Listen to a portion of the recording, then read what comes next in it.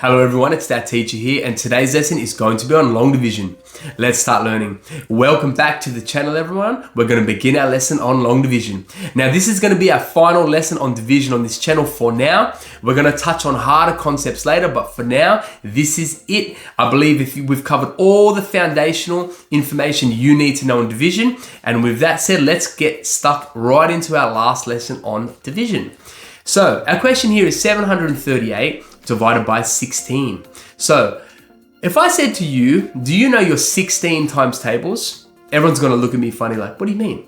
Exactly. So when you're doing long division with harder numbers that are beyond 12 times tables, so if your divisor goes beyond 12, you need to write the multiples down the side just like this. I'm going to explain why in a moment, but I highly recommend writing at least the first 10 to 11 multiples down the side of your page. Now, to do this, you need to start by just adding on. So get the first 10 or so. So 16 plus 16 is 32. 32 plus 16 is 48. 48 plus 16 is 64. And you get the point. You just keep going down 10, 12 times till you have a fair amount of numbers, because this is going to come in handy when you work out the question. So how many 16s can fit evenly into 7? That's going to be 0. We combine the next two numbers.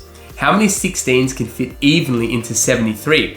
Go to your multiples down the side of the page and count them. 16, 32, 48, 64. Now 80 is too big, so we can fit 4 evenly. Now we have a few remainders here. We have used 64 of the 73 numbers. Now you can simply subtract 73, take away 64, and you'll get your answer, which is 9. That's the easiest way to do it. Unless you just quick maths, do your subtraction in your head, you know you have 9 remainders there. Now we bring down whatever number you're going to work with next, which would be the 8 in the ones column, creating a new number, 98. How many 16s can fit evenly into 98? Now go down the list. 16, 32, 48, 64, 80, 96. So that would be 6. Now we're going to have decimal remainders. So like always, you put 1 decimal point high, 1 decimal point low, and 2 zeros. And any remainders, which in this case would have been 2 because we used 96 of the 98 numbers we needed. That we had. The remainder is going to be 2. You put it in front of that 0 that you just added. How many 16s can fit evenly into 20? That's going to be 1. So you put the 1 above in your answer row there. And we have 4 remainders because we've used 16 of the 20 numbers. We put the 4 in the second 0 that we added. How many 16s can fit evenly into 40? Go down the list, you can see that would be 2. Now, if your answer ends in 2 numbers after the decimal point, so the closest 2 decimal places, that's going to be more than enough, because no teacher's going to need 3 or 4, because some of those numbers could be infinite. So just rounding it to the nearest 2 decimal places, and that's going to be more than enough. So our answer here would be 46.12. Moving on to a more challenging question, 5,429 divided by 24. Now, write the first 10 or so multiples of the 24 times tables technically down the side of your page. Remember, add on. 24 plus 24 is 48. 48 plus 24 is 72. 72 plus 24 is 96, and you just keep adding on till you get to about 10 to 12 multiples. How many 24s can fit into 5? That's going to be 0. How many 24s can fit evenly into 54? Go down the list. 24, 48. So we can have 2 24s can fit evenly into 54 with 6 remainders. Now, go to the next number, which would be the 2 in the tens column, bringing it down next to that 62, next to that 6, creating a new number, 62. How many 24s can fit evenly into 62? Go down the list. 24, 48, 72 is too much, so we go back. So 2 24s can fit evenly. Now, this is the crucial part of the question. So you have used 48 of the 62 numbers. So if you take away, 62 take away 48, you're going to land on 14. So if your remainders go above one digit into the 2 digits like that just did with the 14, you simply need to write the number 14 and just bring down the 9 next to it, creating a large number, all 3 digits, which would be 149. So you can see this process is extremely crucial. That's why I wanted you to write the first 10 multiples down the side of the page, because there's no other great way to do it. Of course, there's other ways. If you have a better way of doing long division, of course, use your way, but this is the method that I find the most comfortable. If you find something better and more comfortable for you, absolutely stick with that method. So, how many 24s can fit evenly into 149? This is where you're gonna need the multiples. 24, 48, 72, 96, 120, 144. So you can see that answer would be 6. You just count down the numbers, down the multiples. It's so easy. Now, we have used 144 of 149, which would mean there's 5 remainders. Don't forget, 1 decimal point high, 1 decimal point low, and 2 zeros. Every answer going forward, we're gonna end in the nearest 2 decimal places. So just get used to that formula. 1 high, 1 below, 2 zeros, makes it super easy. Put the 5 remainders in front of the first 0 and work out the question. How many 24s can fit into our new number, 50? That would be 2, remainder 2, because we use 48 of the 50 numbers available. How many 24s can fit evenly into 20? Now this is a tricky question. The answer, as you can see, because one 24 can fit in 24, but how many 24s can fit into 20? You can't do it. So all you need to do is add a 0. And it's simple as that. Some of my students get confused with that step, but if your divisor is larger than the number you're dividing with, you just simply put a 0.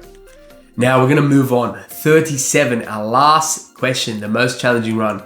Write the 37, about 10 multiples down the side of the page. Remember adding on to ensure that it's super easy process.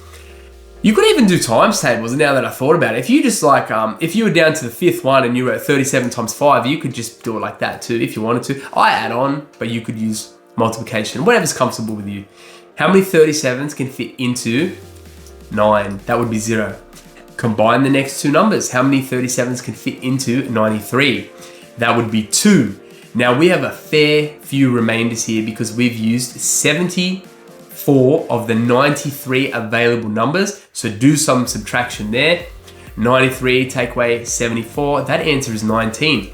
Putting your 19 remainders down directly below, moving on to the next place value, which is the 2 in the tens column, bringing that down next to your 19 remainders, creating a new number with all 3 digits, 192. I'm gonna stress the point. This is why you need to write those multiples down the side of the page, because then you can just count it like that. It's super easy. It's a bit of a long process, but rarely you're gonna get a question like this in a math test or something. You might have 1 or 2, so there's gonna be plenty of room to work it out. Let's go down. 37, 72, 111, 148, 185. So that would be 5. Now we've used 185 of the 192 numbers. Do some subtraction there, 192 take away 185. That answers 7. Bring down the 9 from the ones column, creating our new number 72. How many 37s can fit into, it equals 79. I made a mistake. How many 37s can fit into 79? That would be 2. Remember, we're doing decimal remainders, 1 high, 1 low, 2 zeros, putting our remainder of 5 in front of the first 0. How many 37s can fit evenly into 50? That would be 1. And remember, 50 take away 37 is going to be 13 remainders. Now, if you have double-digit remainders, simply put the 13 in front of that 0, creating a new number, 130. You just do the same process and you combine the numbers, whatever comes next in your place value. It's really simple. Some students get that bit confused, but I've got to stress, just write the exact same 2-digit number down where you would a 1-digit, combine the next number, bang, done. Let's count how many 37s can fit evenly into 130. That would be 3 because we have 37, 74, 111, and we can't go to the 149, so that would be 3. So your answer here is going to be 252.13. Hopefully this process has helped. I know it's a little lengthy and a bit laborious to do. It takes a while, but it eliminates mistakes, especially if you have those multiples down the side. You really can't go wrong. So I've created a question for you to try at home, and in the next slide I'm going to show you all the working out you need to cross-reference my slide with your slide to make sure you're on the right track. So answers ahead.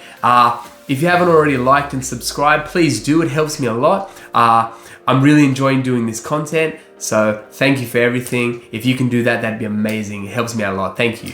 Now, here is your answer. Your answer here is 244.15. So as you can see, if you follow the working out just like I did, and mine looks exactly like yours, you have done a fantastic job. So I just want to say thank you for watching the lesson. It's That Teacher. We'll see you next time.